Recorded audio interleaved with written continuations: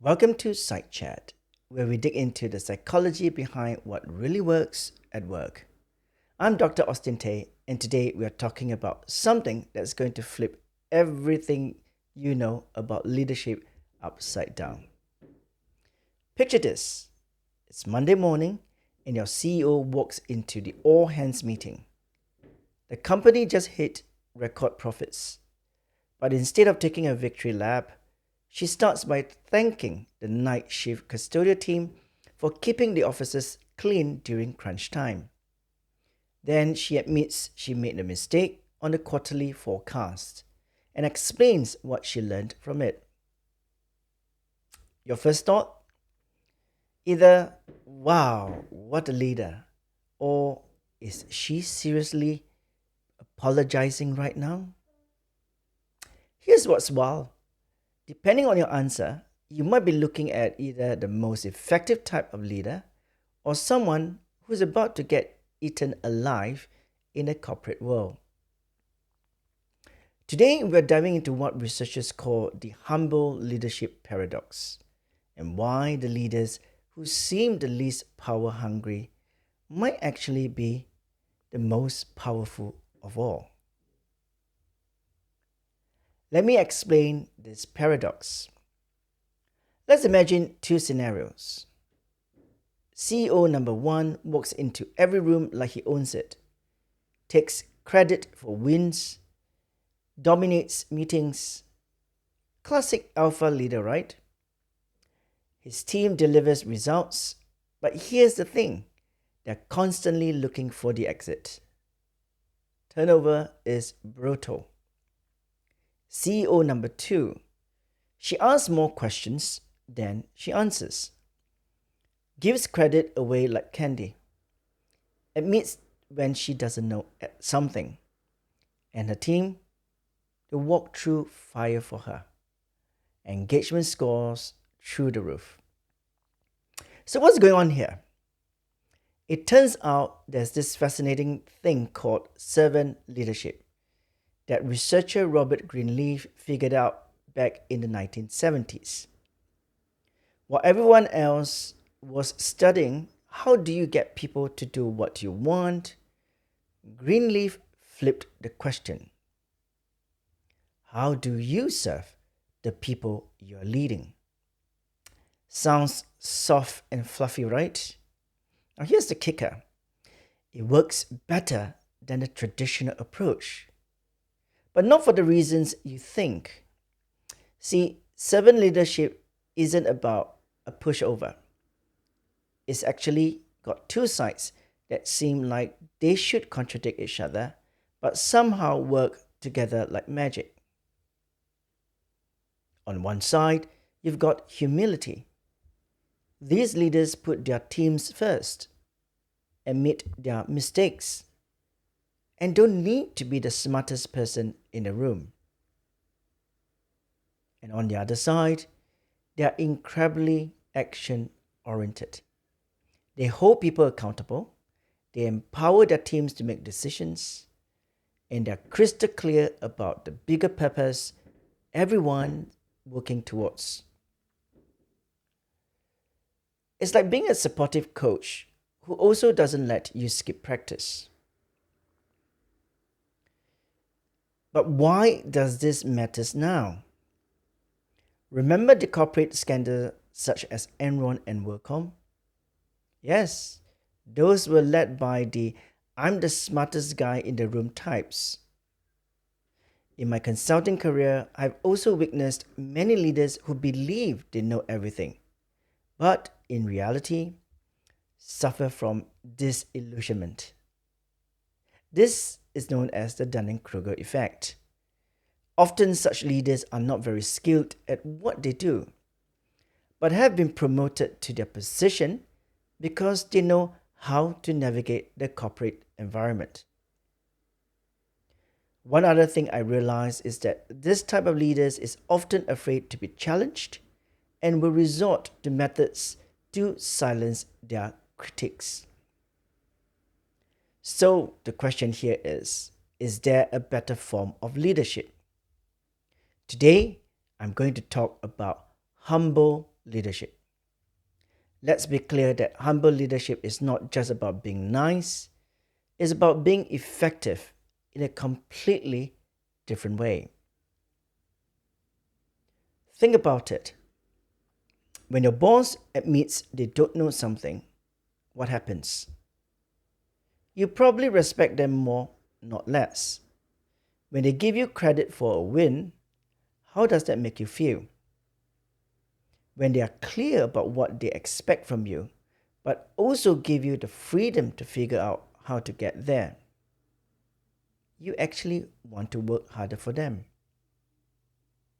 But, and this is when it gets really interesting, this whole humble leadership thing works differently depending on how high up the ladder you are.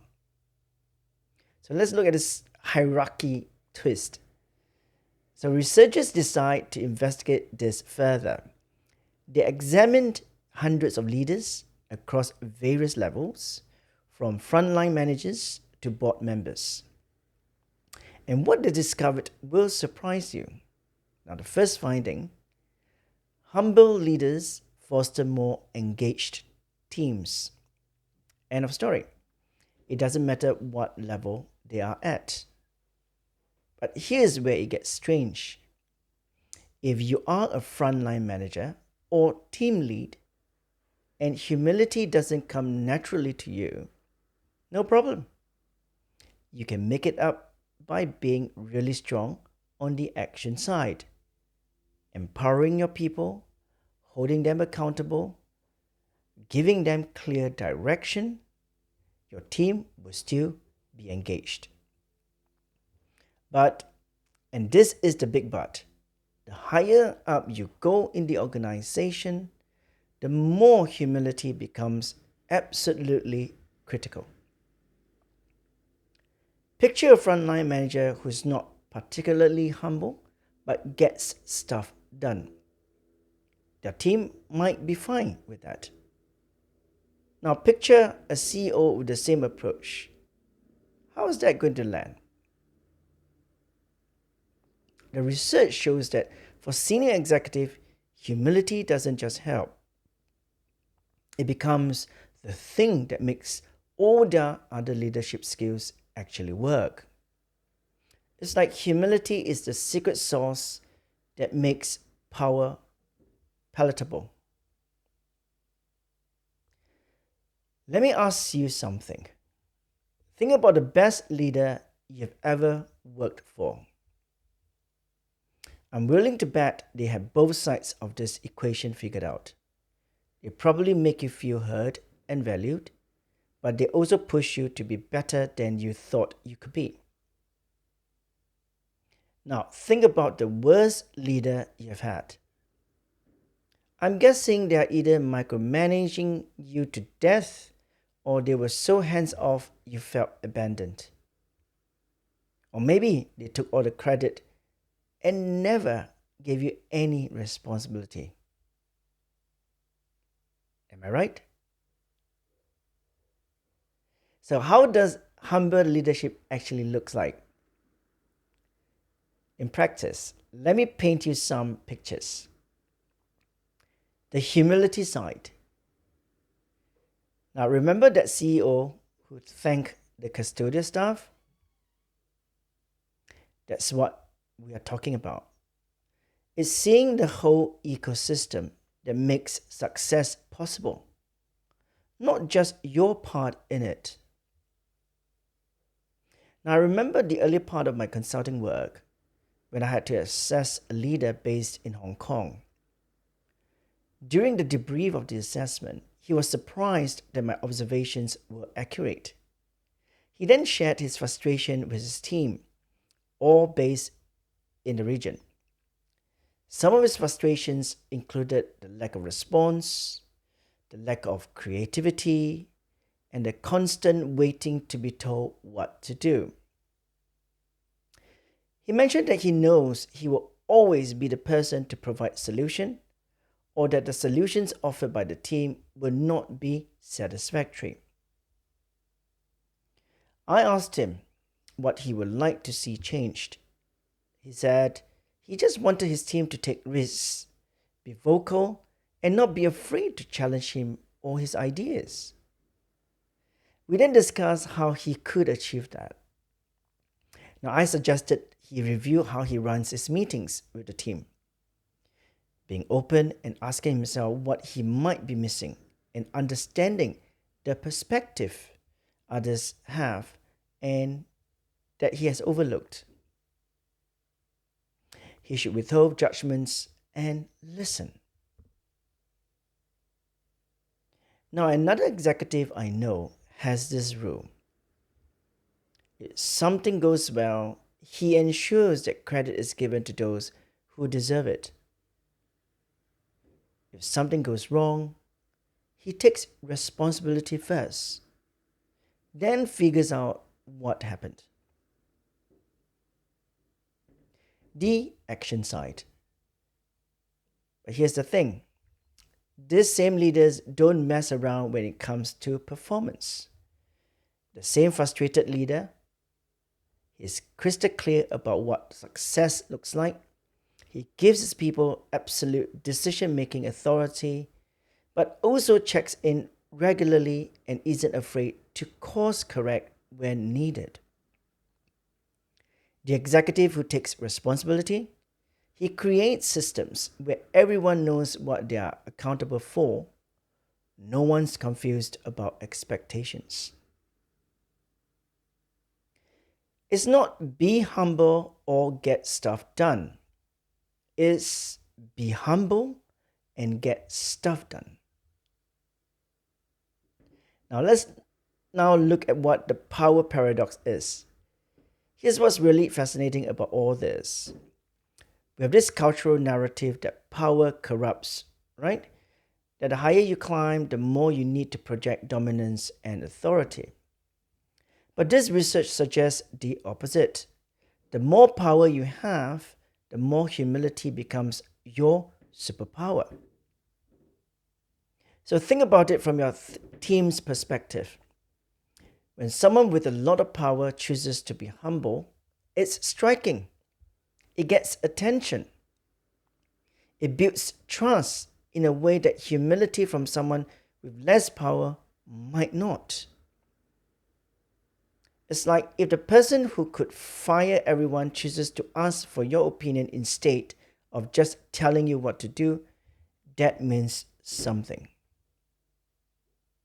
But if someone who is already seen as less powerful acts humble, it might just confirm what people already think about their status. The paradox is that humble leadership might actually be the most sophisticated use of power there is. So how do we actually do this? Alright, so how do we actually develop this balanced approach? If you're early in your leadership journey, don't worry if humility doesn't feel natural yet. Focus on the action side.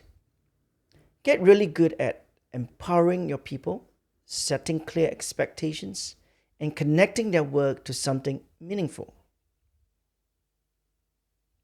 Ask yourself, am I giving my team real authority to make decisions?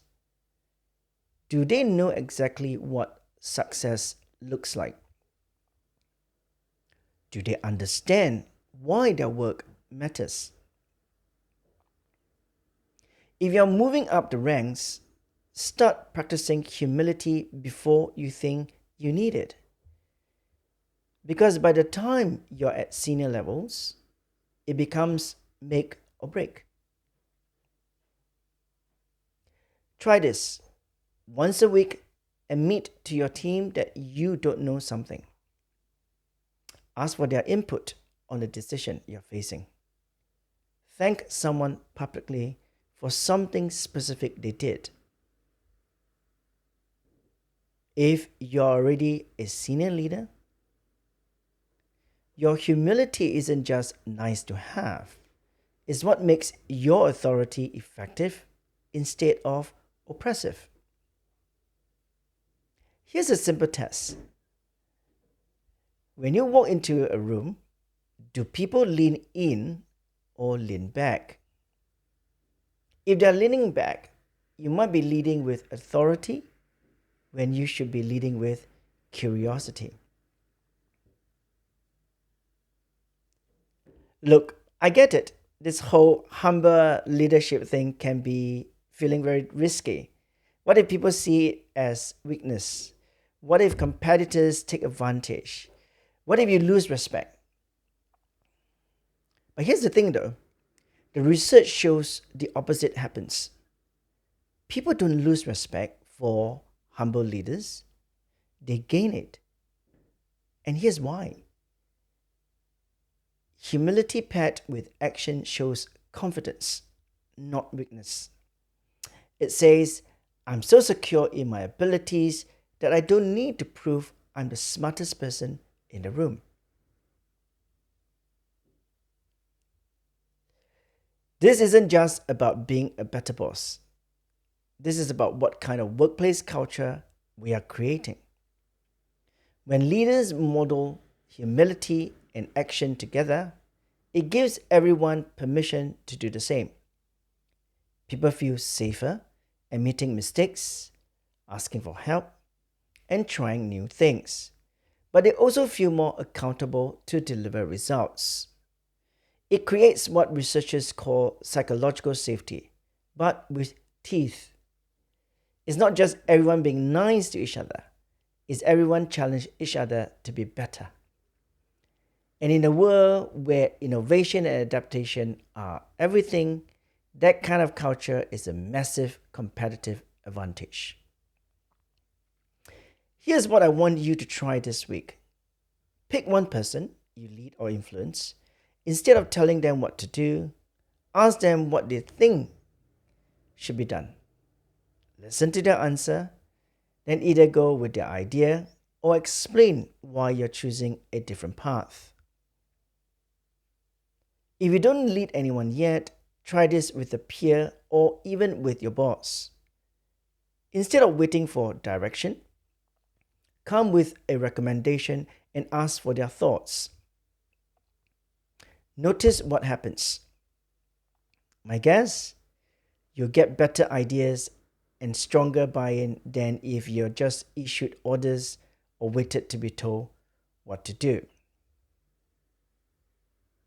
So the humble leadership paradox isn't really a paradox at all. It just looks like one because we've been thinking about power all wrong. We think power means having all the answers. But maybe real power means asking better questions. We think authority means being the smartest person in the room. But maybe true authority means making everyone else smarter. The leaders who figure this out, they don't just get better results. They create the kind of workplace where people actually want to show up and do their best work. And in the end, isn't that what leadership is really about? Thanks for listening to Side Chat. If this resonated with you, share it with someone who needs to hear it. And I'll see you next time when we dig into another piece of workplace psychology that might just change how you think about your career. Until then, stay curious.